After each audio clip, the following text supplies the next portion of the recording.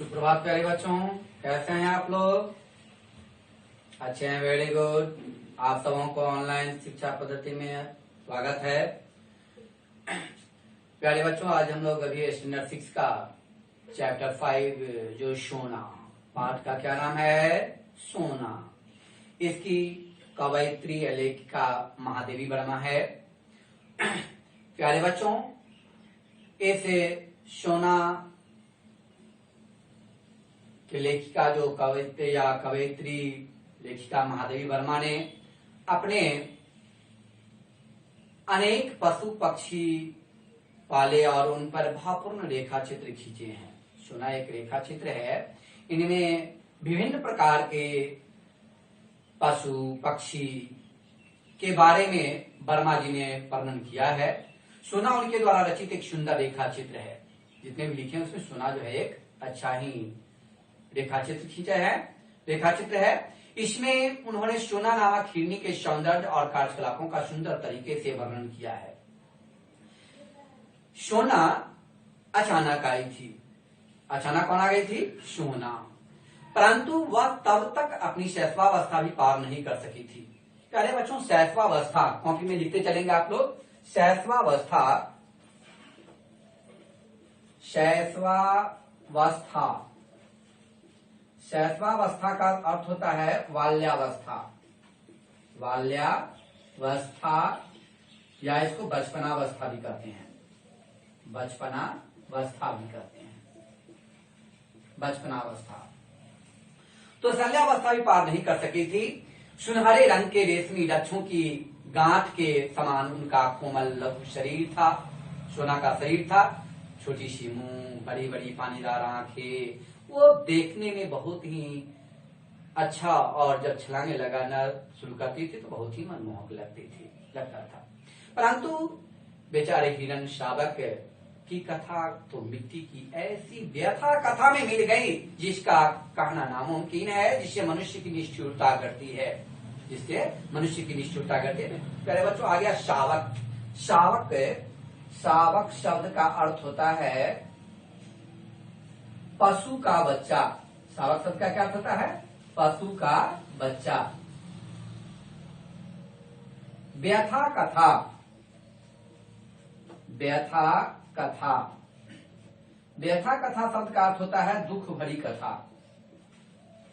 दुख भरी कथा।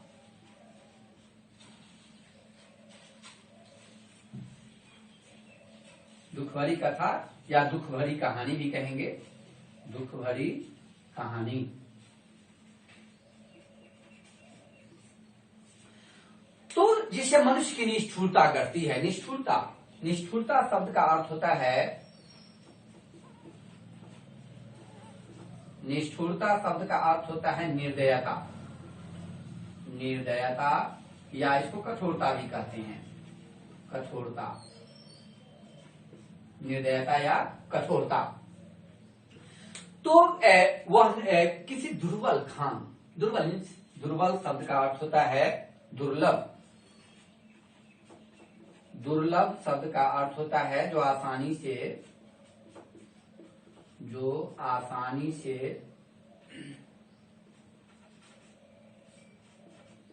न मिल सके, उसे कहते हैं दुर्लभ। तो और ऐसा लगता था कि अथाह समुद्र के बहुमूल्य मोती की। अथाह, अथाह शब्द का अर्थ प्यारे बच्चों, आप लोग कॉपी में लिखते चलेंगे, साथ में कॉपी किताब रखेंगे, तो उसको सही तरीके से लिखते चलेंगे, समझेंगे। अथाह, अथाह शब्द का अर्थ होता है जो बहुत गहरा हो। जो बहुत गहरा हो, बहुत गहरा हो। अथाह। अब जो प्रशांत वनस्थली में जब जुगाली किया करता हुआ मृग समूह शिकारियों की आहट से चौंक कर भागा, तो सोना की मां भागने में असमर्थ रही। सोना की मां वहां भागने में असमर्थ रही और मृग शिशु भाग नहीं सकता था। अतः मृगी मां ने अपनी संतान को अपने शरीर की ओर में सुरक्षित रखने का प्रयास की और प्रयास करने के दौरान ही प्राण त्याग दिए। शिकारी मृत हिरनी के साथ उसके जीवित शावक को उठा ले आए और उनमें से किसी एक धनाढ़ परिवार, दयावान परिवार की गृहिणी और बच्चों ने उसे पानी मिला, दूध पिला पिलाकर कुछ दिनों तक जीवित रखा। अब प्रशांत, प्यारे बच्चों, प्रशांत शब्द का अर्थ होता है, प्रशांत शब्द का अर्थ होता है अत्यधिक शांत, अत्यधिक शांत। तो क्या और सुरक्षित रखने के लिए दो चार दिन दूध पानी वगैरह पिला करके उसको जीवित रखा। किसी बालिका को स्मरण हुआ और वह अनाथ शावक को मेरे पास ले आई, महादेवी वर्मा के पास ले आई। उसके बचने की आशा तो नामुमकिन थी, परंतु मैंने स्वीकार कर लिया। स्निग्ध सुनहले रंग के होने के कारण सब शिकारी ने उसे ले आया और सुरक्षित रखने का प्रयासरत किया और स्निग्ध सुनहले रंग के कारण सब उसे सोना कहने लगा। स्निग्ध, स्निग्ध शब्द का अर्थ होता है प्यारे बच्चों, स्निग्ध शब्द का अर्थ होता है चिकना। स्निग्ध शब्द का क्या होता है? चिकना। किया और उसे रखने का प्रयास किया। स्निग्ध थी, दूध पिलाने की शीशी, ग्लूकोज, बकरी का दूध आदि सारे चीजों की व्यवस्था उन्होंने किया और सभी ने मिलकर हिरणी को यानी सोना को पालने का दृढ़ संकल्प कर लिया, दृढ़ संकल्पित कर लिया यानी अनुष्ठान कर लिया। अब अनुष्ठान शब्द प्यारे बच्चों, अनुष्ठान लिखेंगे। अनुष्ठान शब्द का अर्थ होता है नियम पूर्वक किसी काम को करना, नियम पूर्वक किसी काम को करना, काम को करना या कार्य का आरंभ करना भी कहते हैं, कार्य का आरंभ करना, आरंभ करना। ठीक है, तो क्या उसका दिन भर का दिनचर्या जो था यानी कार्यकलाप जो था बहुत ही निश्चित था। वह विद्यालय और छात्रावास की ऐसी प्रिय जीवन साथी बन गई जिसके बिना छात्राओं को किसी काम में मन ही नहीं लगता था।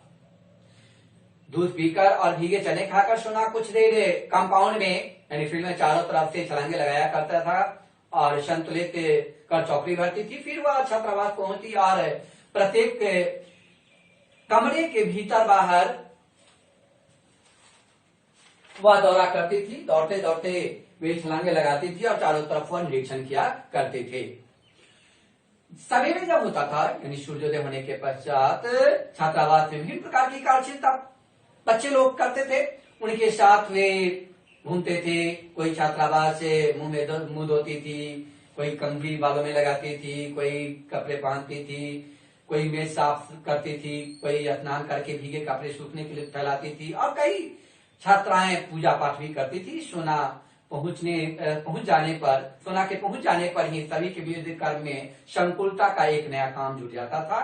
कोई छात्रा उसके माथे पर कुमकुम यानी चंदन किया करते थे, कोई टीका लगाया करती थी, कोई रिबन बांधती थी, कोई विभिन्न प्रकार का कार्यकलाप करती थी, कोई पूजा पाठ कर करके आते थे तो उसे प्रसाद में जो भी चढ़ाया करते थे बताशा, मिश्री वगैरह वगैरह वे उसको खिलाने का काम करती थी। अब आता है बच्चों संकुलता।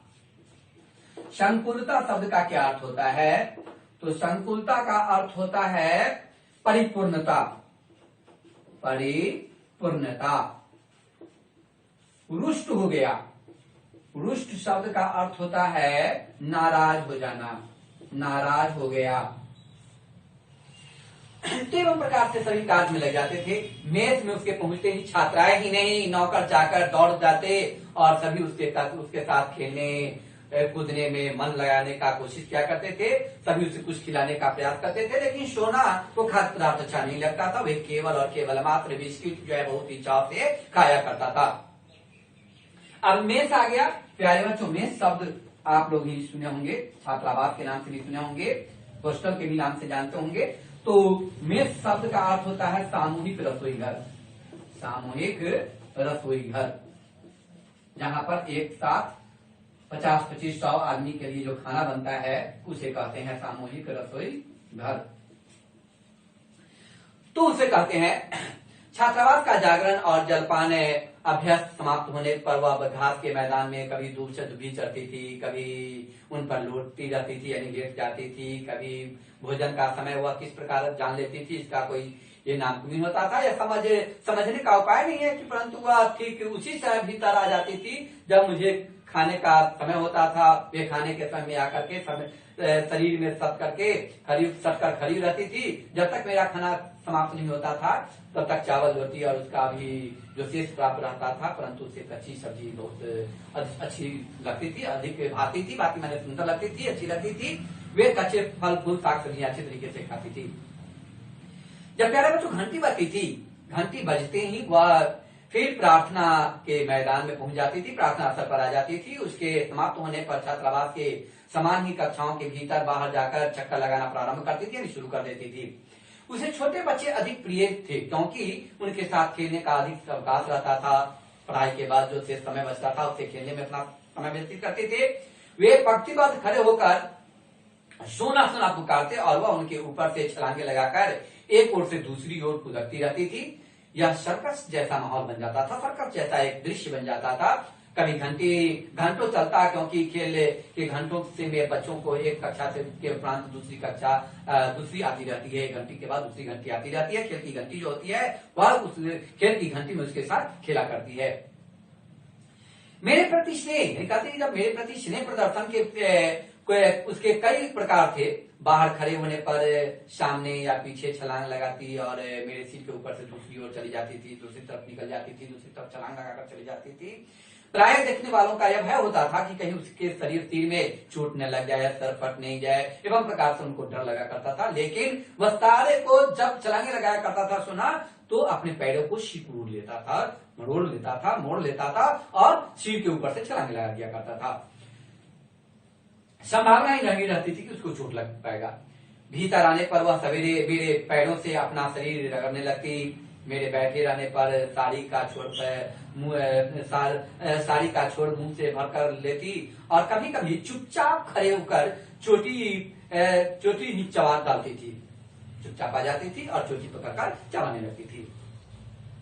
डांटने पर वह अपनी बड़ी गोल और चंकित आंखों में ऐसा जिज्ञासा भरकर एक टक देखने लगती थी, हंसी आ जाती थी। जिज्ञासा, पहले बच्चों जिज्ञासा लिखेंगे। जिज्ञासा शब्द का अर्थ होता है जिज्ञासा शब्द का अर्थ होता है जानने की इच्छा, जानने की इच्छा।